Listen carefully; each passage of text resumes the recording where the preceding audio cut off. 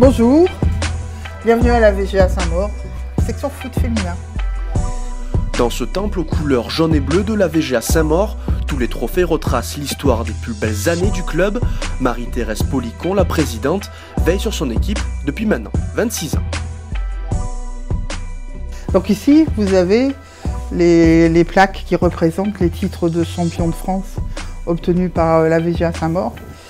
Donc on n'en a que 4 ici, alors qu'on a plus de titres.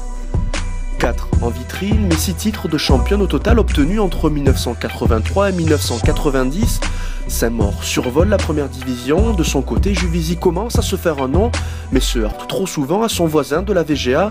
Comme ses 2 défaites 2 années de suite en demi-finale des championnats de France 90 et 91, le FCF Juvisy est alors entraîné par Claude Deville.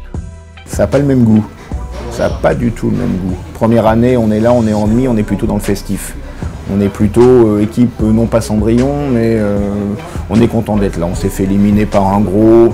Deuxième année, qu'est-ce qui se passe? Une intersaison non pas agitée, mais pour la première fois, Juvisy attire des joueuses de premier niveau. Et on retrouve la VGA, et là tout le monde attend qu'on les sorte. Et je pense qu'on n'a pas, moi le premier, je me souviens bien, c'est resté un peu comme une cicatrice ouverte ces matchs, parce qu'on perd 2 en faisant un non-match là-bas, et on fait 0-0 au retour. Ouais. Ha, 1-0. Cette défaite marquera cependant l'avènement d'une nouvelle ère, symbolisée par 3 joueuses qui quittent la VGA Saint-Maur pour rejoindre Juvisy. Parmi elles, la milieu internationale Laurence Richoux.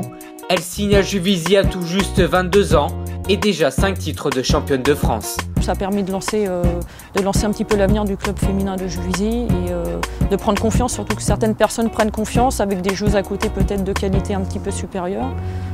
Voilà, d'intégrer un bon groupe sur le terrain tout simplement. Il me semble que ça a commencé à démarrer de façon un petit peu plus active à ce moment-là.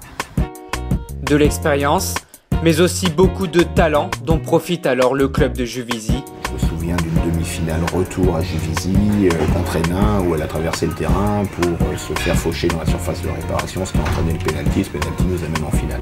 La première année du titre, que j'ai également sur d'autres albums. Voilà, notre équipe, Claude l'entraîneur, Monsieur Fusil. Ça c'est la finale contre Saint-Brieuc. Vous voyez, 2 ans après, la bascule a pu se faire 2 ans après, donc on en est ravis, en allant battre Saint-Brieuc en finale, et puis progressivement, ça s'est installé. Des moments forts, gravés dans les mémoires des témoins de cette histoire, celle de la passation de pouvoir entre le plus grand club des années 80 et celui des années 90.